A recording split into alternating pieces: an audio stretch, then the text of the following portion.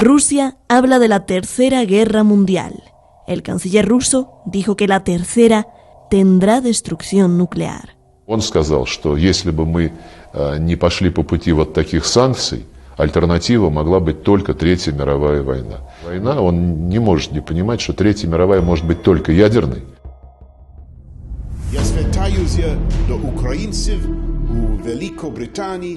Reino Unido acusa de crímenes de guerra a Rusia. Convoca reunión de emergencia tras ataque a reactor nuclear. Dice que la imprudencia de Putin pone en peligro a toda Europa.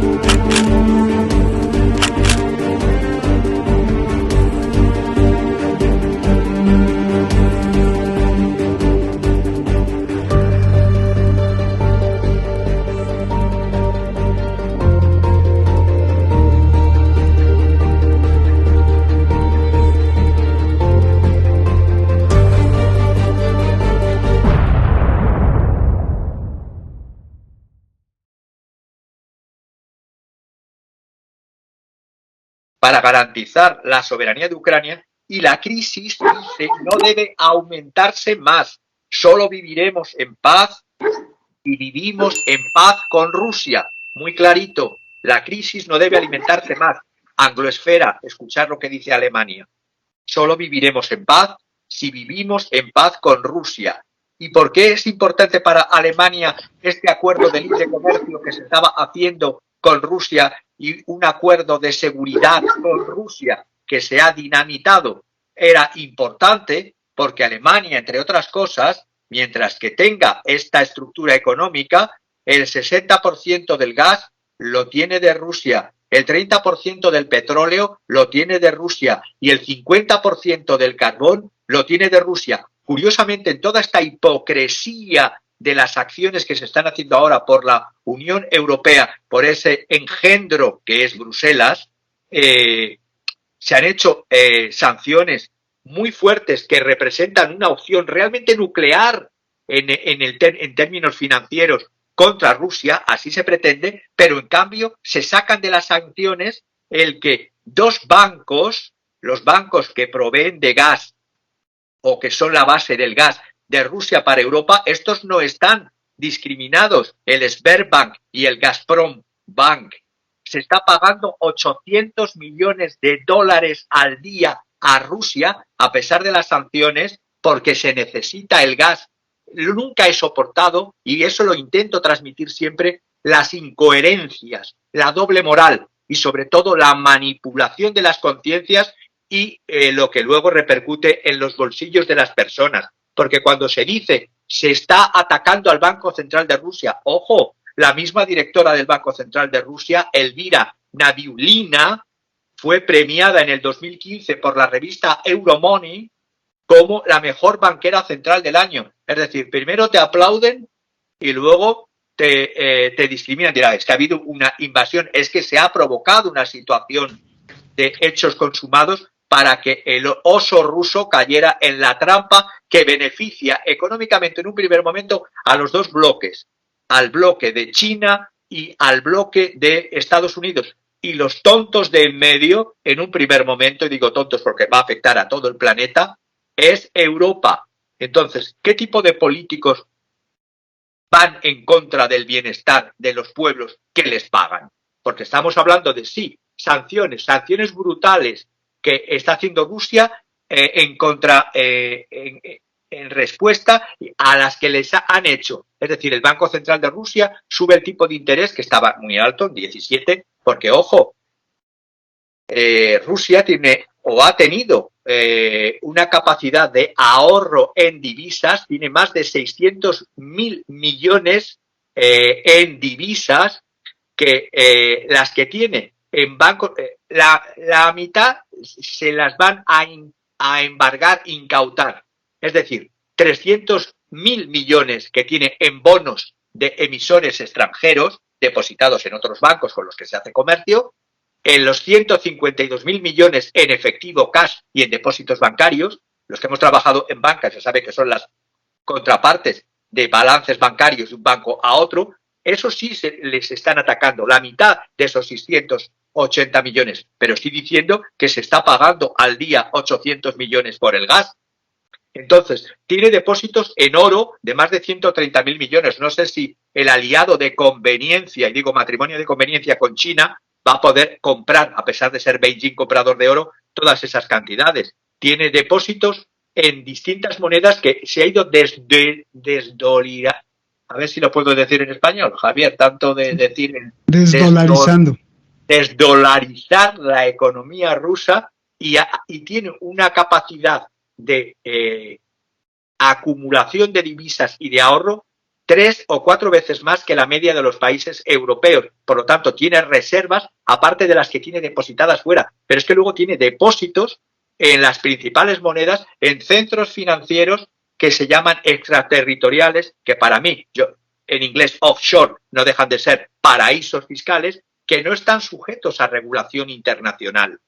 Por lo tanto, Rusia está poniendo prohibición de venta de valores rusos, por eso ha suspendido las acciones, la cotización de las acciones y la prohibición de venta de valores rusos en propiedad de extranjeros. Esto también perjudica a los europeos. Porque, claro, se podrían vender acciones en rublos, se podrían cambiar este dinero por una moneda occidental y deprimir el tipo de cambio del rublo. Pero es que Rusia está sancionando también, está desabasteciéndose de uranio a la industria de energía nuclear de Estados Unidos. Se está desabasteciendo también a la industria del aluminio, del hierro, del carbón, a los motores que utiliza Estados Unidos en todo el tema militar y espacial. Los motores provienen de Rusia, es decir, la economía desde los años 90 en Rusia no es una economía comunista y se ha ido interlazando, a pesar de las dos posturas que he dicho y que se mantienen y se refuerzan. ¿Qué es lo que está buscando Estados Unidos? Romper con un hachazo la dependencia energética de Europa y la conexión energética de Europa, tanto de energía, gas, petróleo y de minerales que tiene Europa, y de cereales y de fertilizantes que tiene Europa con Rusia. Pero claro, los perjudicados, si no hay alternativa, por mucho gas licuado, en las cotizaciones de los precios del gas.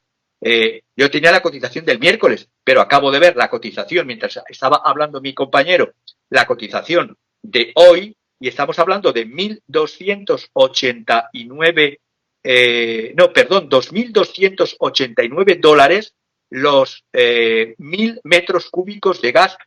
Vamos a pagar el gas quien pueda pagar el gas y quien se pueda calentar, porque luego los depósitos se tienen que ir llenando de cara. En septiembre tienen que estar cubiertos el 80% de depósitos de cara al invierno que viene. Las compras, los precios de gas se juegan en un mercado que es de Ámsterdam, de Holanda, que son los TTF, y ahí están subiendo en niveles históricos tremendos. Pero estoy hablando, el crudo Brent como el crudo West Texas también está creciendo. Es beneficio para los americanos, pero también está siendo beneficio. Por eso se están liberando depósitos. Un gobierno tan dependiente como el español, un país tan dependiente de los recursos energéticos, de la gasolina, hemos liberado graciosamente depósitos en esa solidaridad, entre comillas, comisionista que tienen los gobiernos y las administraciones europeas. Han liberado depósitos. ¿Pero bien, con qué lo vamos a llenar? ¿Con el precio de la gasolina como está? te envío aire. Te envío aire. Es que redondea esta idea porque levantó la mano Jorge.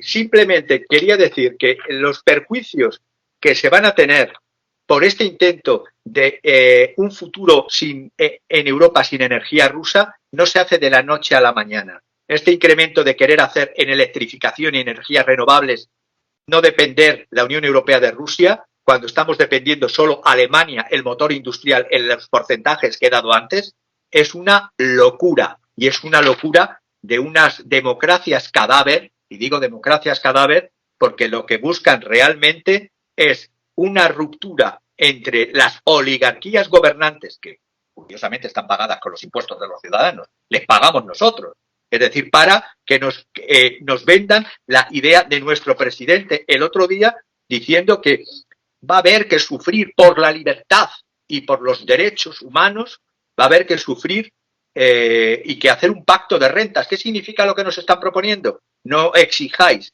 subidas salariales a pesar de que la inflación se está disparando brutalmente y la productividad está bajando. Estamos camino de una estanflación y a pesar de eso ya nos previenen.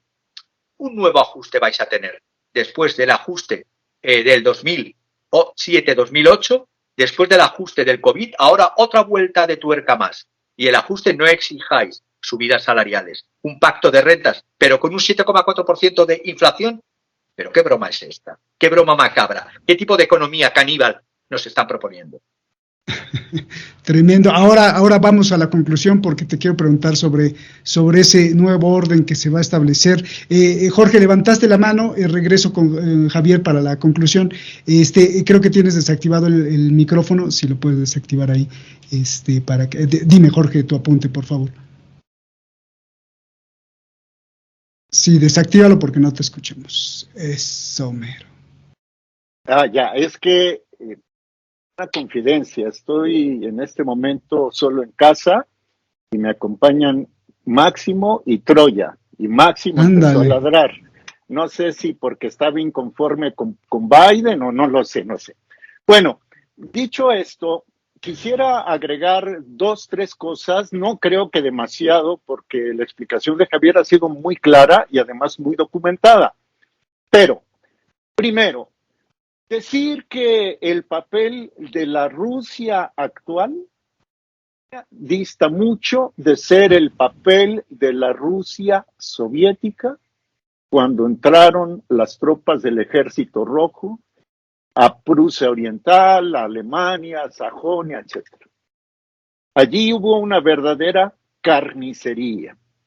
Y el terror rojo por Stalin provocó el éxodo, creo que no se ha dado ninguno igual, de 15 millones de alemanes que lo perdieron todo, además de los que perdieron la vida por los bombardeos en las ciudades abiertas, que no eran objetivos militares y que ordenaron pues Churchill, Eisenhower y toda esa, etcétera. Pero no es el caso. Hace unas cuantas horas, en la segunda reunión entre rusos y ucranianos, se acordó la formación, la apertura de corredores humanitarios. Entonces, con eso, considera un servidor, pues queda claro que el objetivo de Rusia no es aniquilar a los ucranianos. Lo dijo Lavrov, es simplemente que las armas nucleares salgan no solo de Ucrania, sino fuera, salgan de Europa y que se regresen a sus casas. Así lo dijo Sergei Lavrov, el canciller, bueno, no canciller, el ministro de Exteriores de Rusia. Luego, número 2. Hay un autor con el cual no necesariamente comparto todos sus planteamientos, pero que me parece que plantea hipótesis interesantes.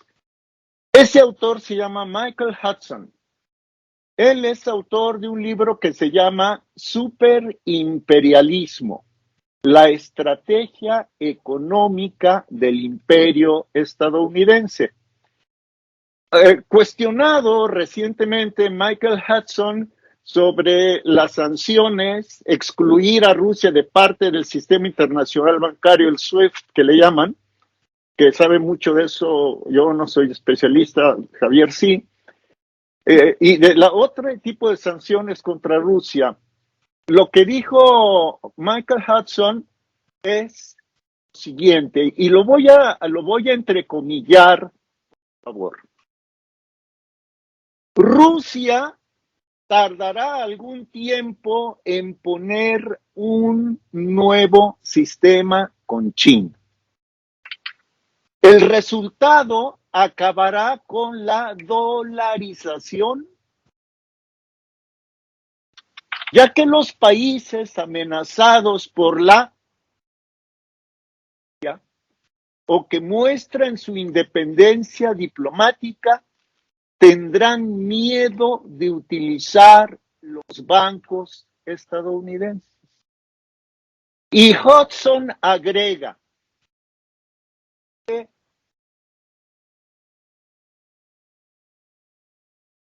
Creo que se te ve el audio, a lo mejor se están bajando las baterías de los micrófonos. qué raro, mira, tengo conectado mi teléfono a la energía eléctrica, a ver si así se oye mejor. Sí. El sistema ruso-chino se implantará. Y esto me parece muy interesante. El sur global, Venezuela, Nicaragua, te gusta Argentina, el sur global estará a unirse a ruso-chino y al mismo tiempo mantener el SWIFT, trasladando sus reservas al nuevo sistema. O sea, que como hay un dicho, creo que es español, según Hudson, el sur global le prenderá una vela a Dios y otra vela al diablo. Tratará de transaccionar, de hacer transacciones, de comerciar con Rusia y con China, al tiempo que va a mantener, me imagino que no va a poner todos los huevos en una canasta, en el SWIFT. ¿Por qué? Porque en el momento en que el sur global haga algo que disguste al globalismo atlantista, le van a aplicar la misma medicina que le están, o las mismas sanciones que le están aplicando a Rusia. Y concluyo. ¿Qué dijo Xi Jinping en su participación virtual en el reciente Foro Económico Mundial de Davos? El que preside Klaus Schwab, un atlantista descarado, que quiere chips en los cerebros de los europeos, y que lo dijo ahí, pues. ¿Qué dijo Xi? Voy a parafrasear. Se debe garantizar libre comercio entre naciones, permitiendo que las transacciones se hagan utilizando las monedas propias de quien vende y de quien compra. Entonces, es cuestión de tiempo a crear un nuevo sistema monetario que se va a crear o que ya, como su servidor lo ha dicho, aunque no es el creador de la expresión, estamos ya en el nacimiento del modelo tripolar, le guste o le disguste a los atlantistas.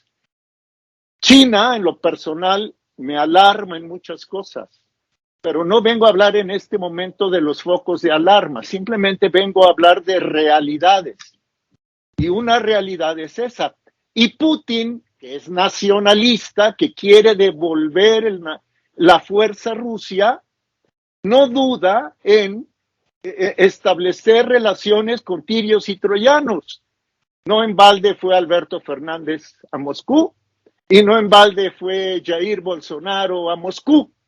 Y concluyo que vemos actualmente, y de veras que concluyo ya, Roberto, Javier, lo previó genios de la filosofía que se apellidó Nietzsche. Él habló, si no me equivoco, en Más allá del bien y del mal. Él habló de que en Francia había un acendrado nacionalismo. En Alemania había un potencial económico militar. Estoy hablando de finales del siglo XIX, antes de la guerra ruso-japonesa. Y Nietzsche dijo, sin embargo, es en Rusia donde el querer por decenas o centenas de años. Repite, ¿el querer qué? El querer ser. Lado. decenas de años, palabras más, palabras menos, no tengo aquí el libro a la mano, sí, lo tengo, pero no a la mano, será ese querer ser ruso de cargue sobre Europa y tuya en el futuro, no solo de Europa, sino del mundo. Nietzsche tenía razón. Y con esto, pues yo concluyo, les devuelvo nuevamente. Gracias, no, pues qué excelente exposición, trayéndonos los embates económicos y filosóficos de lo que estamos viendo. Gracias, Jorge, te agradezco muchísimo. Y bueno, pues tu conclusión, Javier, ¿hacia dónde nos lleva todo este orden que ya nos estás explicando en la previa intervención? Y suena como si fuera un orden caníbal, lo habías dicho tú.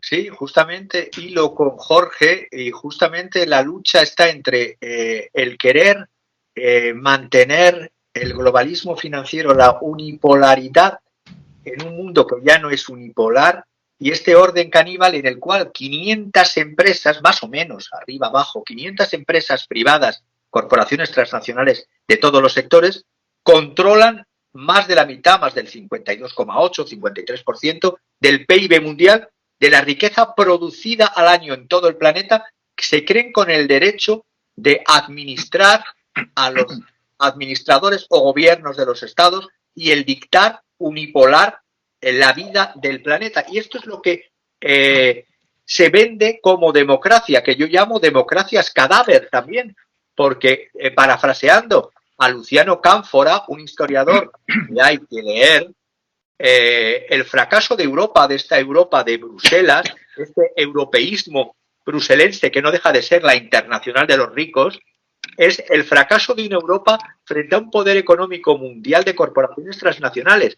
Y, por lo tanto, hay que romper como poblaciones con este sometimiento ciego a estas políticas de otro ajuste más, otro apretón más, mientras ves que se pueden gastar en una sola compra 6.000 millones de dólares en comprar tanques que luego no van a utilizar porque no van a entrar en conflicto directo Polonia con Rusia. Por lo tanto, que se destine el dinero de los ciudadanos para la ciudadanía. Y que, lógicamente, cuando yo hablo de no continuar con esta representación romántica de una democracia formal que no real, de una realidad hiperliberal que es lo peor que nos está pasando en esta transición desde el siglo finales del XX a el siglo XXI. Todo esto recorrido que llevamos ya del siglo XXI, se está viendo que para repensar la política y para repensar lógicamente el mundo se tiene que hacer desde la multipolaridad, desde el respeto, la recuperación de los estados, pero los estados para la ciudadanía y no copados por oligarquías y única y exclusivamente al servicio de estas oligarquías. Pero sí vamos hacia un orden caníbal, Javier. A ver, decía Dostoyevsky que todos y cada uno de nosotros somos responsables de todo antes que los demás, pero esta responsabilidad en este mundo de flower power atontados que nos quieren sin necesidad de meter un chip, sin necesidad de meternos una droga. Ya tenemos la droga de las redes sociales y de lo políticamente correcto. Lo que se busca es este sometimiento incluso con supuestas alternativas radicales que no dejan de ser controladas antes desde que nazcan o son diseñadas desde estos globalismos. Estoy pensando y en el tan manido y tan citado, pero que no es el único, señor Soros y su Open Society, sociedad abierta que lógicamente no ataca los problemas reales de las personas. Te pueden decir a qué huelen las flores y hacer todo una manifestación porque las flores tienen que oler de determinada manera, pero van en contra de los bolsillos y de las necesidades básicas de todo ser humano, que las necesidades básicas son las mismas en Madrid que en el Cairo, porque estoy pensando, todas estas medidas ya están teniendo, estas medidas a favor de los derechos humanos, Voy a poner dos ejemplos para terminar. Turquía y Egipto, para ser mucho más plural. Turquía, el 78% de la importación de Turquía es de trigo de Rusia y el 9% de Ucrania. Hasta hace 4 años, curioso, quedaros con estos detalles, hasta hace 4 años Turquía producía el 107% de sus necesidades de trigo. Pero con esto de la globalización, entendida a la manera neoliberal, el trigo, por eso, es que me asaltan tantas ideas a la cabeza, por eso sacaría ahora el discurso sobre la deuda de Thomas Sankara, el que fue presidente de Burkina Faso, que dijo, ¿dónde está el imperialismo? El imperialismo está en nuestros platos de arroz, de maíz, de mijo, que son importados. Esto es imperialismo al cual nos unen la carga de la deuda. Por lo tanto, si Turquía, y voy a lo que estaba para terminar, si Turquía hace simplemente 4 años producía el 107% de sus necesidades de trigo y ahora lo tiene que importar el 78% de Rusia y el 9% de Ucrania, creo que se han hecho las cosas mal por parte de los gobernantes y de los administradores, porque esto ha sido políticas erráticas de abandonar, falta de apoyo a los agricultores, que nos van a decir en España, falta de apoyo imponiendo techos de precios y reasignando tierras de cultivo para la especulación inmobiliaria, para la industria. Luego ha habido graves sequías y si me voy, los precios en Turquía están incrementándose en un 49-50% interanual en enero. Y esto, el señor que gobierna Turquía dice que para las elecciones, otra vez a manipular momentos previos a las elecciones del 2023, va a bajar la inflación a un dígito, que sí está en un 49%. Sí, pongo el caso de Egipto, la población más grande de cualquier país árabe, más de 100 millones de personas. El mayor importador de trigo del mundo. Consumen 18 millones de toneladas al año, de las cuales 13 millones de esos 18 vienen de fuera, 80% de Ucrania y Rusia, es decir, 50% de Rusia, 30% de Ucrania. Y el sábado último, un carguero egipcio que intentaba salir del puerto de Yuzne, cercano a la ciudad de Odesa en el Mar Negro, solo pudo hacerse con una quinta parte de lo que tenía que hacerse ese día, 60.000 toneladas. De todas estas hambrunas que van a venir, de este orden caníbal, ¿quién es el responsable? Los señores que defienden los derechos humanos sentados en un sillón, vendiendo armas, haciendo que se maten las personas, el hermano con el hermano, el desconocido con el desconocido, desde sus sillones arengan a que creemos nuevos batallones. ¿Batallones de qué? Batallones donde, como los batallones Azov en Ucrania desde el 2014, como ha dicho Jorge antes, que se han demostrado que hacían violaciones flagrantes de derechos humanos tan brutales que hay vídeos que se han llevado hasta tribunales y están en ellos, vídeos donde hay violaciones de niños.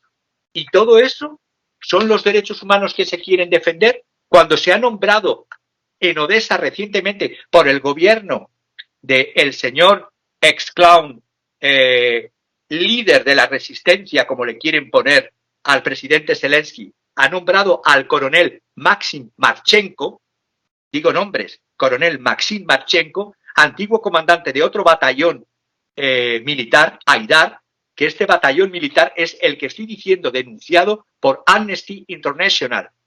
Hay una comisión de derechos humanos de crímenes en Donbass de Naciones Unidas paralizada desde el 2014.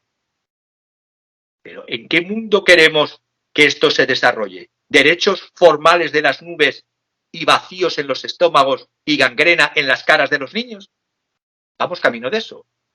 O reaccionamos porque somos responsables, como he dicho, todos y cada uno de nosotros, y no creernos ni las milongas ni las falacias que nos cuentan, sino ver lo realmente importante, las necesidades básicas del hombre, hombre genérico, hombre, mujer, o lo que queramos definir de ser vivo, esas necesidades que se están dinamitando hablando de derechos humanos. Pues muchísimas gracias, Javier. Ole, gracias, aplausos. Jorge, pues empecé con Javier. concluimos contigo. Tu cereza, por Muy favor. breve. Mi cereza. No, qué explicación. Gracias, Javier. La cereza es, estamos en el umbral de un nuevo Nuremberg. Ya, por lo menos eso es lo que quieren los atlantistas en Occidente. Ya se habla de someter a Putin a un juicio de guerra, como sucedió con Milosevic, por ejemplo. Entonces, no nada más está en juego el modelo económico político, sino está en juego la seguridad incluso, ya no digamos de Zelensky, la seguridad de Putin. Y si Putin continúa, ya sabe a lo que le tira. Perdón que cierre de esta forma, les mando un muy fuerte abrazo. No, gracias a ti, gracias a ustedes, gracias Javier, Jorge. Pues déjenme decir, parece muy barroco, muy cursi, pero pues un aplauso.